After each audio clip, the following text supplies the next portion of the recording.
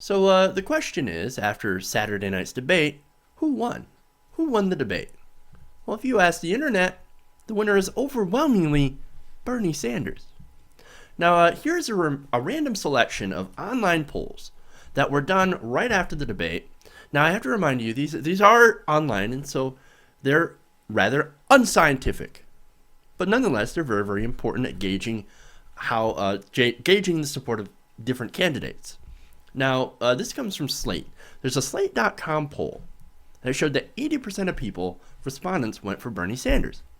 81% went for Sanders in the Times poll. According to a Fox News poll, Bernie Sanders surprisingly got 87% over at Fox News. Wow, that's amazing, right? CBS Philly and Syracuse.com, their online polls respectively both had Bernie Sanders at over 90%. Wow. But not only that, but according to The Hill, Bernie Sanders was again the most Googled name during the debate. He gained the most followers on Twitter, and his tweets on gun control, tuition-free higher education, and bailing out Wall Street had the most retweets of all the candidates.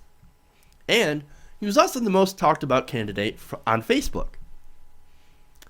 So here you have Bernie Sanders once again crushing social media and winning a lot of, or pretty much all of the online polls, not just by a landslide, but when you've got 80% versus like 17%, that's not a landslide, that's a blowout. That is an absolute blowout. What a stark difference, right? Well, let's contrast that to a CBS GFK poll that was recently taken. One of the first scientific polls to come out. Now, according to this poll, 51% of registered Democrats said Hillary Clinton, hands down, winner. Bernie Sanders, 28%. O'Malley, 7%. That's a big difference between the CBS poll and all the other online polls that had Sanders crushing at over 80%. Now look, once again, we know the polls aren't really scientific, right? So let's look at the methodology of this scientific one. The poll was conducted among a nationwide random sample of 674 voters who identified themselves as Democrat or Independent who watched the debate.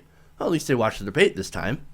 GFK's Knowledge Panel participants are initially chosen scientifically by a random selection of telephone numbers and residential addresses. Persons in selected households are then invited by telephone or by mail to participate in the web-enabled Knowledge Panel. Now, take from that methodology what you will, but they were pre-selected.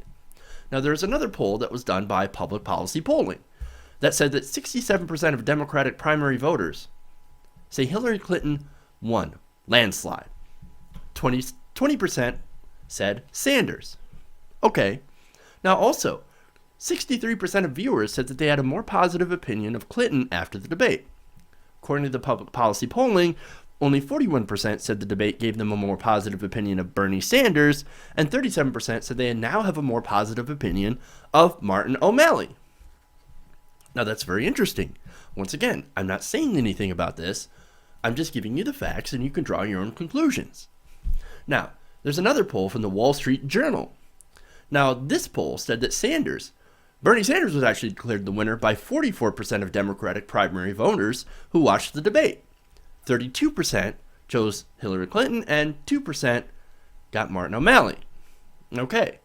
Now that survey, which was conducted by the Wall Street Journal by Google Consumer Surveys.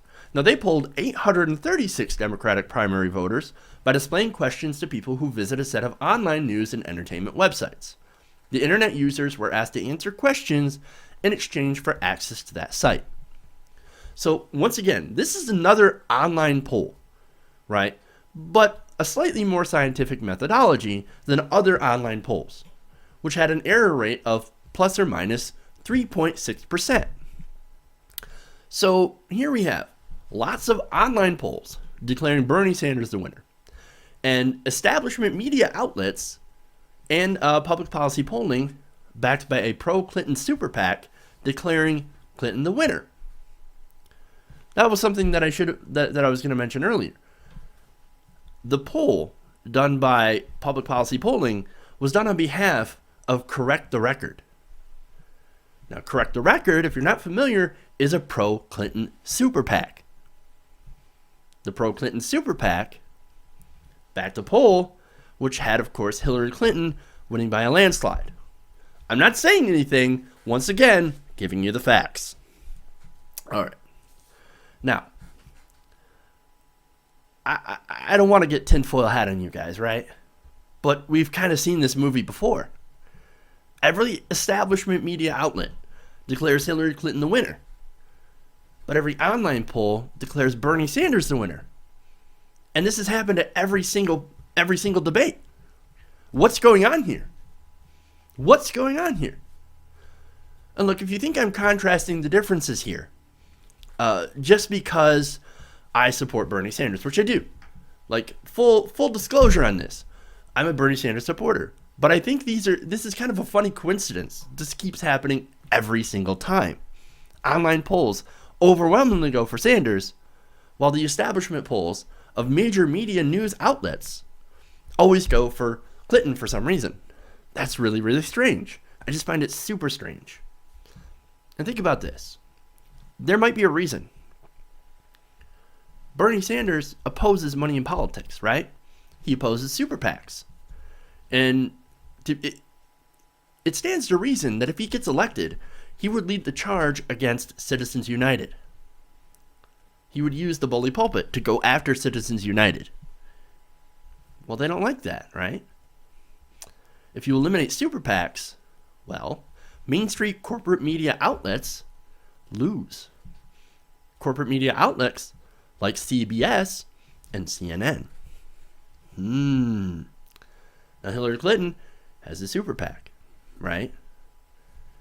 I don't think she would be really... I don't trust her when she says she would appoint justices that would get rid of Citizens United based on the fact that she has a super PAC. I'm just saying there's that trust factor there. And even a lot of these polls also show that, hey, Hillary Clinton, we think that she won the debate. We trust her on terrorism. We trust her on all this other stuff and foreign policy. But when it comes to trust factor, just as a normal factor, well, she only gets about 53%. Whereas Sanders is somewhere in the 80s. And even Martin O'Malley is somewhere in the 70s. So, think about that as well. Now, for those of you that say, okay, well, look, what about Trump? What about Trump, right? Let's take him, for example. Well, okay, Donald Trump. Now, the establishment doesn't like Donald Trump either. But he's getting all this media attention. The polls are indisputable. He's ahead. He crushes all the online polls, pretty much. And, absolutely crushes. Now, there's no pretty much involved. He crushes all the online polls. And he's doing very, very well in establishment mainstream polls. But you could say, yeah, but he said bad things about Super PAC, right? He called them terrible. Yes, he did. And he gets some credit for that. But beyond that, has he called for eliminating Super PACs? Or is he just touting the fact that he claims he's self-funded, which he isn't really self-funded anymore. He is getting a lot of smaller donations. He's not going against super PACs. He's not talking about shutting them down. He's not talking about overturning Citizens United. So he's not as much of a threat. Now is he? No, he's not a threat to the cable networks. In fact, corporate media loves Donald Trump. Why? Because of the ratings. Donald Trump has been amazing for ratings when it comes to corporate media outlets. I gave you in a previous segment all the numbers from how many people tuned into the Republican debates. 23, 24 million people tuned into the CNN and Fox News debates to watch Donald Trump. They love Donald Trump. Why would they want to shut him down when they get millions off viewership from Trump? There's the difference. He's made CNN and CNBC lots and lots of money. But they don't like Sanders because he actually constitutes an actual threat to the establishment, an actual threat to the system of legalized rivalry that we have in America nowadays, that they profit from. And even if you're a Clinton supporter, You've got to see that this is an issue of money in politics and corporate media bias, and it goes way beyond your candidate. You stand in anybody else in Clinton's place and they do the exact same thing. Because they represent the establishment. And in my opinion, this is an example of the corporate media establishment doing its best to protect itself and its bottom line.